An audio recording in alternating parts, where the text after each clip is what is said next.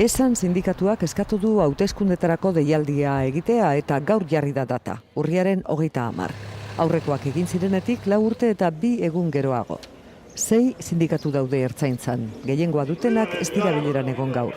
Erne Ertzaintzaren sindikatu nagusiak protesta egin du bilera egin den tokiaren aurrean Erandioko egoitzan. Gure asmoa zen kanpaina gogor bat hastea kaosa sortzen nahi delako ertzaintzan, murrizketakin, ertzainetxeak izten eta abar.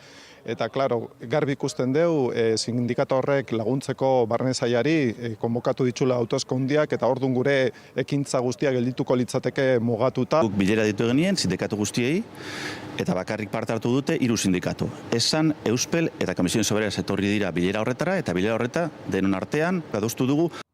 Segurtasun sailak ukatu egin du kaosa dagoenik. Etaren ondorengo aldaketa garaiak direla azpimarratu du Iñaki Gurtubaik. Aldaketak egiten ari gara. Ikerketa arloan bereziki aldaketa sakonak egiten ari gara. Eta nik onartu egiten dut aldaketa garaietan batzuk deseroso sentituko dira, baina nik argi ezagarri esan dezaket ez dago inolako kaosik ertzaintzan. Ia 8.000 ertzainek beren ordezkariak aukeratuko dituzte datorren urriaren 30.